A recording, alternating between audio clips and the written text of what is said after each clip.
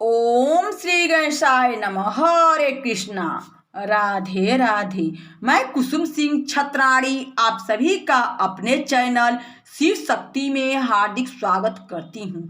आज मैं आप लोगों को शिव महापुराण के शत्रुद्र संहिता के 8वें अध्याय की कथा सुनाने जा रही हूँ। भैरव अवतार। नंदीश्वर बोले, हे सर्वज्ञ संत कुमार जी, और भैरव जी की कथा को सुनिए, जिसके सुनने मात्र से शंकर जी में दृढ़ भक्ति होती है।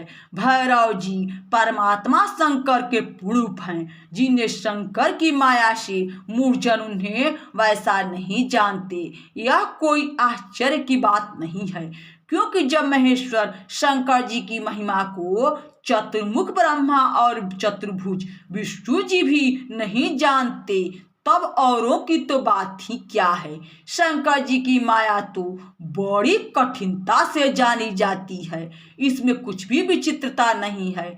माया से मोहित होकर ही मनुष्य उनकी पूजा नहीं कर पाते। जब वे परमेश्वर ही आत्मज्ञान करावे तब जाने, अन्यथा स्वेच्छा तो कोई जान ही नहीं सकता। इस पर मैं एक प्राचीन इतिहास कहता हूँ, ध्यान देकर सुनो। एक समय सुमेरु पर्वत पर बैठे हुए ब्रह्मा जी के पास सब देवताओं ने जाकर उन्हें नमस्कार कर हाथ जोड़ यह पूछा कि हे देवों के देव, प्रजाओं के स्वामी, हे सृष्टि के रचयिता, हे लोकनायक, अविनाशी तत्व क्या है, इसे आप यथार्थ बतलाइए। तो शंकर जी की माया से मोहित ब्रह्मा उस तत्व को न जानते हुए भी उस भाव को कहने लगे कि हे ऋषियों, जब मैं उस अविनाशी भाव को यथार्थ रूप से कहता हूँ, आप लोग सावधान होकर सुनिए।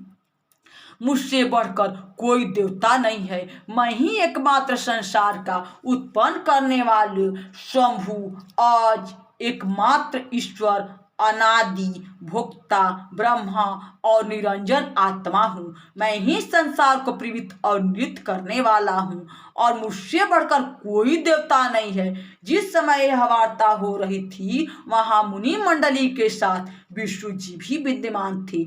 तब जैसे ही ब्रह्मा जी यह कहकर चुप हुए, वैसे ही विष्णु जी ने उनको समझाते हुए कहा कि हे ब्रह्मा, यह तुम क्या कहते हो? मेरी आज्ञा से ही तो तुम सृष्टि के रचयिता हो, मेरा अनादर करके तो तुम जी नहीं सकते।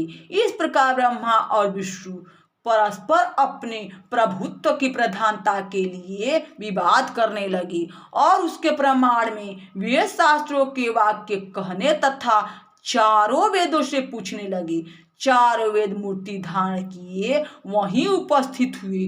तब परेश प्रभु शिव का स्मरण करते हुए ऋक, यजु आदि चारों वेदों में पहले ऋक ने कहा, जिसके भीतर समस्त भूत निहित है तथा जिससे सब कुछ प्रवृत्त होता है, और जिसको परम तत्व कहा जाता है, वह एक रुद्र ही है। फिर यजुर्वेद ने कहा, जिसके द्वारा हम भी प्रमाणित होते हैं, तथा जो ईश्वर संपूर्ण यज्ञों तथा योग से भजन किया जाता है, वह सबका दृष्टा एक शिव ही है। फिर साम ने कहा, जो समस्त संसारी जनों को भ्रमाता है तथा जिसे योगी जन ढूंढते हैं, और जिसकी कांति से सारा संसार प्रकाशित होता है, वह एक त्र्यंबक शिव जी हैं।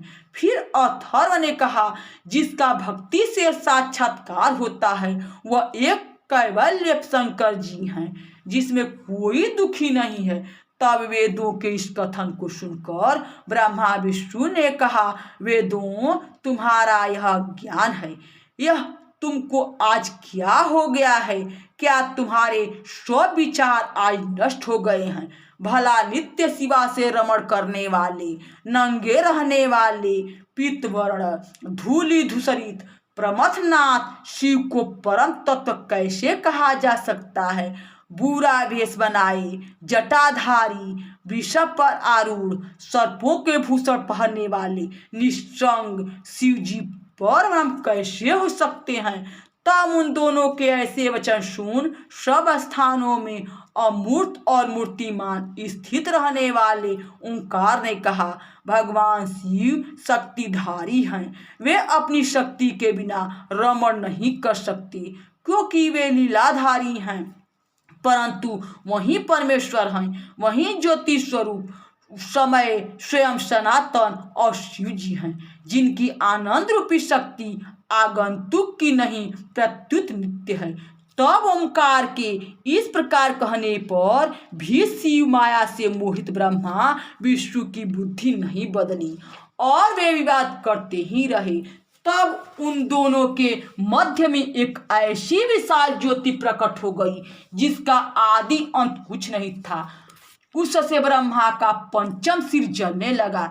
इतने में त्रिशूलधारी नीलोहित तत्क्षण महाप्रकट हो गए और ब्रह्मा उनसे बोले, हे नीलोहित चंद्रशेखर, हे रुद्र, भय मत करो। मैं तुमको जानता हूं कि तुम पहले मेरे सिर से प्रकट हुए थे और रुद्र करने के कारण ही मैंने तुम्हारा नाम रुद्र रखा था।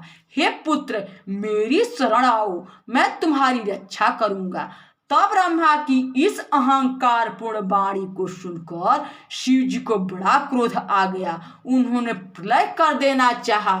फिर तो उन्होंने उसी क्षण अपने क्रोध से भैरव नामक एक पुरुष को उत्पन्न कर कहा, हे महाकाल भैरव, पहले तुम इस ब्रह्मा पर शासन करो, फिर संसार का पालन करो, क्योंकि तुम साक्षात काल के समान हो। तुम भीषण होने से भैरव हो और काल भी तुमसे डरता है, इस कारण तुम काल भैरव हो। तुम अपने भक्तों के पाप को तत्काल ही नाश कर दोगे, इससे तुम्हारा नाम पाप भक्षण भी होगा। हे कालराज, मेरी मुक्तपुरी काशी 100 पुरियों से बड़ी है। मैं तुमको सर्वदा के लिए उसका आधिपत्य प्रदान करता हूँ। उस पुरी में जितने पापी होंगे तुम उन्हें सर्वदा दंड देना और वहाँ के शुभाशुभ कर्मों को चित्रगुप्त सर्वदा लिखा करेंगे। शिव जी से ऐसा वर ग्रहण कर काल भैरव ने तत्काल ही अपनी बाई उंगलियों के नाखाग्र से ब्रह्मा का सिर काट लिया। ब्रह्मा का 5वां सिर कट गया। भयभीत ब्रह्मा शत्रुद्रीय का पाठ करने लगे, शत्रुद्रीय मंत्र जपने लगे। ब्रह्मा विष्णु को ज्ञान हो गया और दोनों ने शिव जी को पर ब्रह्म परमात्मा समझा। अहंकार दूर होकर ज्ञान हुआ। तब ब्रह्मा और विष्णु को अहंकार रहित जानकर महेश्वर प्रसन्न हुए, दोनों को अभय दान दिया।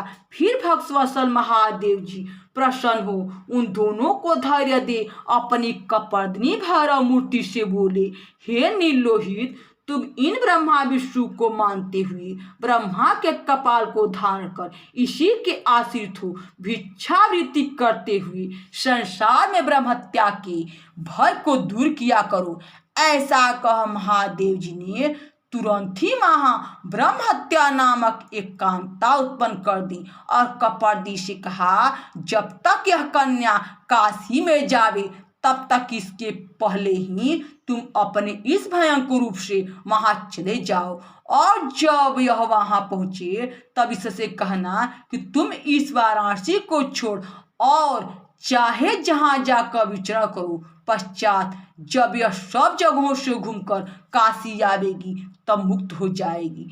इस प्रकार उस ब्रह्म हत्या को प्रवृत्त करा शिव जी वहां से अंतर ध्यान हो गए। यहाँ शिव महापुराण के तृतीय शतरुद्र संहिता के 8वें अध्याय की कथा समाप्त हुई। बोलो शंकर भगवान की जय। हरे कृष्णा। राधे राधे।